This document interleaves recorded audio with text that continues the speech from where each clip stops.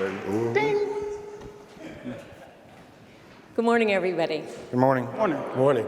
To start, Officer Nowak, I'd like to ask you a couple of questions. Sure. Where did you grow up? On the east side of Buffalo. And how long have you been working in Attica? 26 years. And why did you want to get into corrections? Well, living on the east side of Buffalo, there was a lot of crime, violence, drugs. I wasn't going to let the streets swallow me up. So I chose to make a career. That's when I came to corrections. And why are you standing on this stage with two incarcerated men?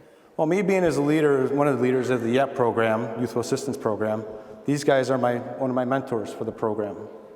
So I have a lot of respect for these two guys because they work with the youth.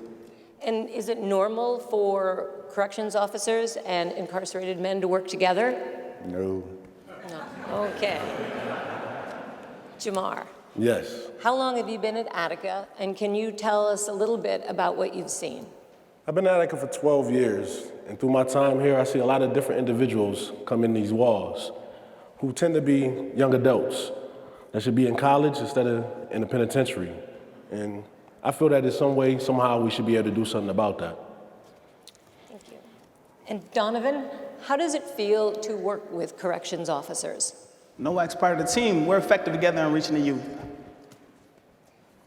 And Officer Nowak, how can Jemar and Donovan be examples and role models for the youth today? Well, you know what? Let them tell you.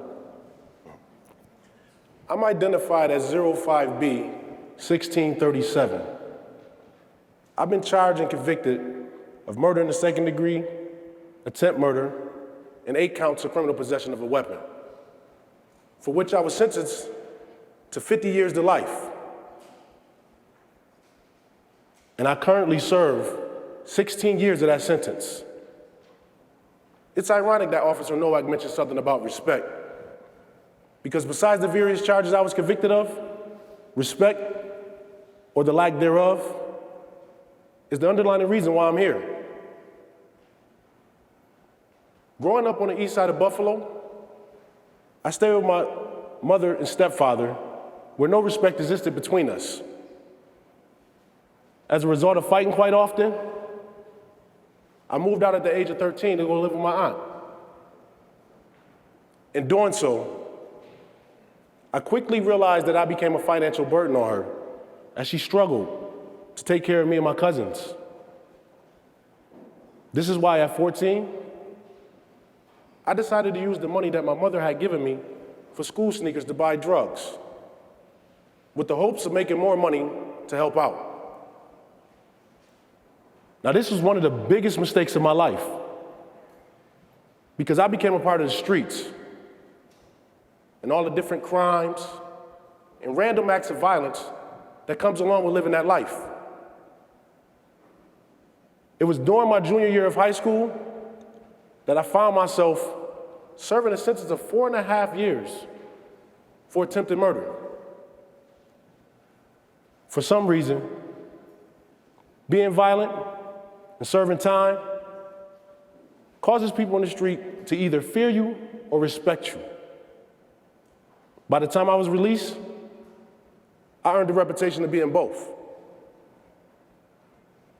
Under the seduction of such foolish ideology, I became more violent, committed more crimes, and as a result of doing so, here I am, 42 years old, and I was sentenced to serve more time in prison than I've been alive. While serving this 50 to life sentence, I could probably think of 50 excuses on how I ended up in prison. But I choose not to do so. I realized that ultimately, it was my poor decision-making that decided my fate. I now understand that I must make better decisions in order to ensure myself of a better destiny. One of the better decisions I made since my incarceration has been joining this youth mentorship program. I chose to do so because I wanted to have a positive impact in the lives of our youth, as they'll always be my primary objective. However, Never did I expect this program or the youth to have just as much of a positive effect on my life as I intended to have on theirs. You learn so much from working besides the youth. With still much room for improvement, I already have become a much better father to my two ambitious daughters. They are both enrolled in college. Thank you.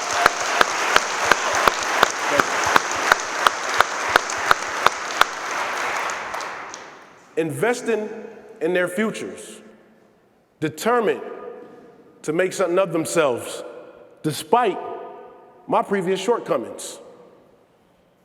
Playing a role in their success is what brings me so much joy. Similar to the joy that I receive from playing a small role in the lives of our youth, knowing that it propels them to go on and do such amazing things.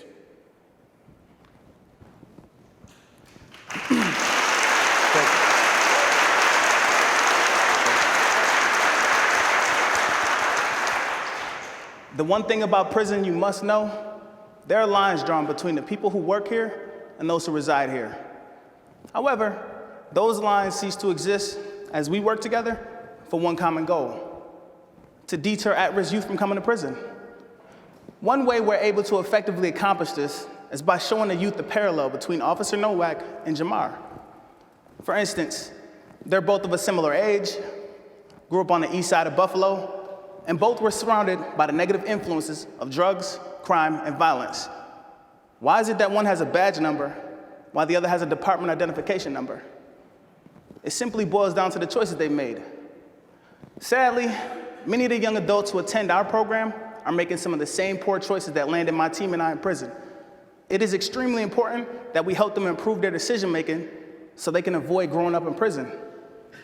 I want to be clear, we're not a scared straight program, for which I'm grateful of, because as my teenage daughters point out to me regularly, I'm not the least bit intimidating. We believe in education, not intimidation. It's cool because it's our personal experiences we use to reach the youth and convey the message that negative behavior leads to negative consequences. More importantly, we offer them positive alternatives to their negative lifestyles and inform them despite a person's ethnicity, gender, or socioeconomic background, no one's exempt from coming to prison, or else this preacher's only son who grew up in the suburbs of Rochester wouldn't be speaking with them. The awesome sauce of our program is it's completely voluntary, for Officer Nowak as well. There are no accolades, nor do my team and I receive any time off our sentences for our contributions to our community's youth. For many of us, we are fathers, sons, or brothers, and we believe that positively influencing the life of a child is more than enough payment. Although our sessions with these young adults are insightful, impactful, and powerful, we've noticed a major decline in group attendance over the past 5 years for two reasons. First being, one's legal, the other's financial. First being an unintended side effect of the newly enacted Juvenile Justice Delinquency Prevention Act, which prohibits minors who have had any contact with the criminal justice system from entering a prison. Second, due to a lack of funding and rising transportation costs. Our two calls for action are: contact your local congressman. Speak with them about repealing certain parts of this act because it is hurting the same people it's supposed to help. Furthermore, what's the price of a child's life? $100? $200? Well, to transport 25 kids to Attica, it costs about that much. Please invest in our youth's future by donating to your community's youth centers, churches, or schools. It's a future that we can't spell without you.